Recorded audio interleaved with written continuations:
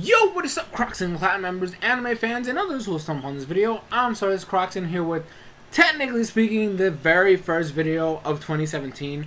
I know that there was 2 videos on Sunday, yesterday, but those were actually supposed to go up earlier, so I don't really count those. This is actually the very first planned episode or video of 2017, and it is on the top 10 animes of 2016. Now, what I mean by that is the shows that I personally enjoyed during my 2016 year.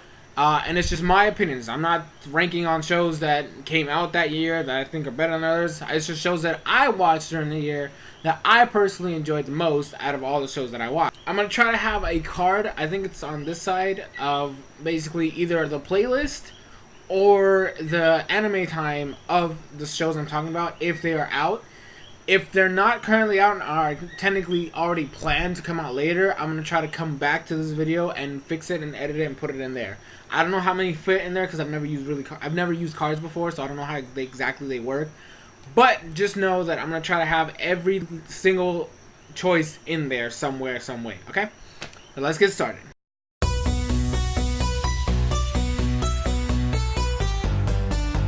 Now, kicking off the list is Yokai Watch. Now, this show, I know what many of you guys are thinking. Don't you hate it? And it's yes and no. I have issues with the show. Yeah, definitely. There's a lot of problems I have with it. But this year, I've actually enjoyed it for the most part. Especially when it comes to Inaho. The fact that I started watching Inaho this year, she's actually the thing that keeps me coming back to the show. She's the part of the show that I enjoy the most. And, like, her segments are just, they actually make the episodes somewhat better. I mean, there's specific times where they're not as great, but overall I've enjoyed every single Inaho segment, and that kind of boosts Yokai Watch into the top 10 this year. I kind of already planned on having it here, so there you go.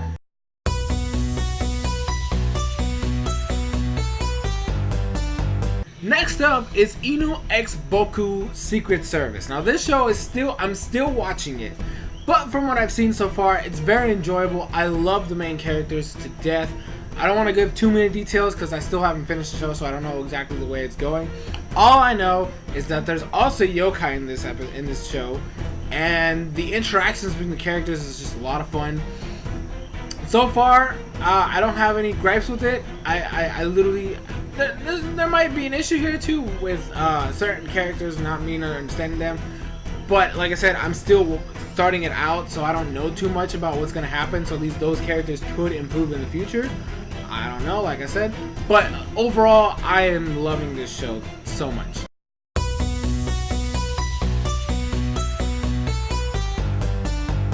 Next up is carnal subha. Now, this one I actually did mention on stream. I didn't talk too much into it. But carnal subha is kind of like a guilty pleasure for me right now because the premise is so stupid and the storyline, like the plot, isn't the greatest and most creative thing in the world. But it's just a fun time to watch. Like, the characters are just so enjoyable, and I love the interactions with all of them. I can feel for the main character. You know what? I just feel like it's such a close connection to him because of everything that happens to him. I just feel like if I was in those shoes, I'd be feeling the exact same way he does. So it's kind of like a nice touch. I'm not done with the show, but I am going to try to finish it at least by the end of this month because this show is the bomb.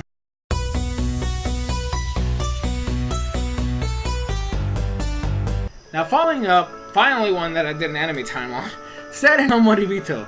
This show was one that was given to me by my cousin to watch. I was skeptical going into it because most of his suggestions aren't the greatest. But I actually thoroughly enjoyed it. I love the characters' dynamics. I love the story progression. The story was so fleshed out and so... I love the progress from point A to point B. I love the character growth that happened. The main characters were really good and like just you really cheered them on throughout their whole journey.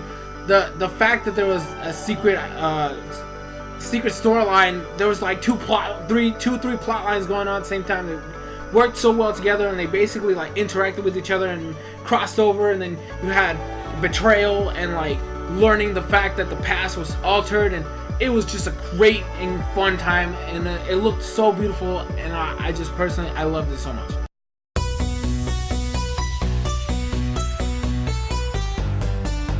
Now, this show got boosted up from last year, and I knew I thought that it was not gonna be in here. I don't even remember. I think it was either number 10 last year or it wasn't on the list last year. But Naruto Shippuden, and I will say the only reason why this is here and especially this high is because of this the latter half of the year. Like starting, I believe it was like near the end of July to December. They got back in the groove of things. We got storylines, we got plot, we got actual canon material. The fighting was legit. I finally got to see some sort of closure. We're still not done with the show because apparently there's still a couple of chapters left of actual canon material that we need to cover. But even the new storylines, I guess they're the novel. I think they're based off of novels. So I've personally enjoyed the new one that came out so far. So Naruto's kind of on the rise right now, and because it's near ending, like I could definitely see it like finishing off. Like it's probably still gonna be in there by the end of 2017, maybe, because I mean I'm enjoying it so far again, and that's something that Naruto wasn't able to do for the past 3 years. And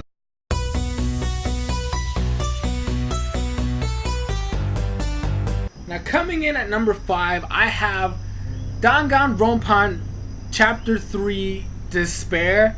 Now this show, I want to explain right now. I technically finished it, but I made a mistake somewhere, and then like I decided to rewatch. I'm rewatching it again because I want to make sure that when the review comes out, it's actually like clear as day, and I know exactly what I'm talking about. But it's basically, this is like the prequel to Danganronpa, and I love Danganronpa, like just flat out. I love the characters in this one. I feel like there's a little bit of disconnection between some of them, because unlike the first Danganronpa, some of those characters are dying back and forth. So there's really not a lot of time to connect with certain of them. But it's fine because they have a centralized certain characters to care for. This one, since it's all of them, you kind of gotta nitpick who you want to follow and who you want to like. And there are things in there that I'm still confused about and I still don't care for. But overall, like an overall package, it really sets the tone and the mood for Danganronpa, which is what it's supposed to do. Now, granted, I knew how it was supposed to end because it's supposed to lead to Danganronpa. But what happens and what, like, when they explain certain things that I was like confused about in Danganronpa, oh my gosh, it just made the storyline even better. And I can't wait to finish watching it again, and then watch the sequel, which is definitely gonna be in 2017's list. I'm telling you right now, when I watch the Hope arc, is it the Hope arc? No, it's the Future arc. When I watch the Future arc, trust me, it's gonna be in 2017.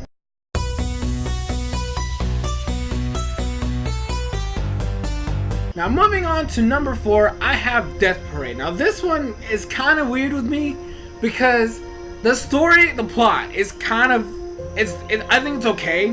But it's the fact that I love the main characters and loved following them that really made me enjoy the show.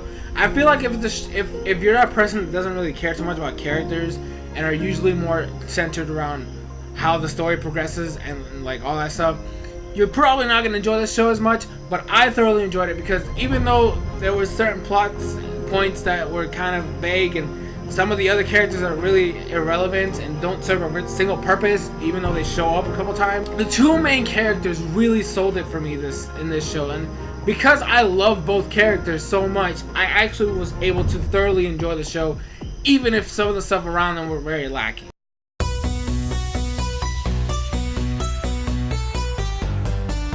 Now moving on to number 3 is the Disappearance of Nagato Yuki-chan. Now this review is technically recorded. I'm hoping to have it up by the end of this week sometime. I can't promise when because it all depends on how I'm able to handle it, but that shit hopefully will come out by the end of this week. I loved this fucking show. I hate the finale, but I love this show. It's kind of like it's an alternate version of the of Haruhi Suzumiya's story. And I love that show, and I definitely was going to love this one, especially since Nagato was my favorite character in that other show. I loved her to death in this one. The characters were so great. They were pretty much all amazing. And like, except for maybe one, but you'll understand more when you watch the review. But overall, I thoroughly enjoyed the show. It was really great. I loved the different version because Haruhi Suzumiya was kind of like all over the place and sci-fi and shit like this. This was more down to earth and more about like the high school life. I personally enjoyed that a little bit more. I'm still debating which one I like the more of the two because that ending pissed me off, but the other one was just way too over the top sometimes. But I don't know. Overall, this show, it's definitely like a watch.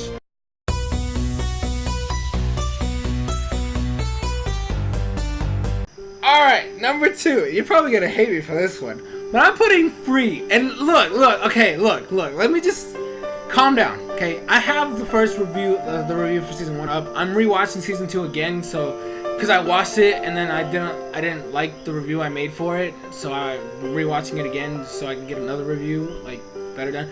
Anyways, I don't know. It's weird. This is not the type of show I would normally be interested in, and I hate sports shows, right? And I hate like pandering shows that don't really serve a whole purpose. But this show isn't like that. I don't know what happened with this. I know why I watched it, but it doesn't explain the fact that why is it so good. I love the story. The story is so good. The characters are so great. And I know there's just pandering for girls. There's definitely a show that panders to girls. And it's a sports show, which I'm not a fan of because most of the time I don't really care about what's going on. I don't care for anything. But I don't know what it is about this show. I'm watching the second season all over again. I rewatched the first one already. Like, bruh, I don't know. I can't. I don't know what it is about it. I just really enjoy this show. I don't know. I love the characters. I love what's going on. I love the drama. I love the build-up. I love the rivalries. It's just so intense. I guess that's the best way to put it. It's fucking intense. Like, it's so weird because I look past the pandering to females. I look past the pandering to girls and just focus on the characters and the story and what's going on.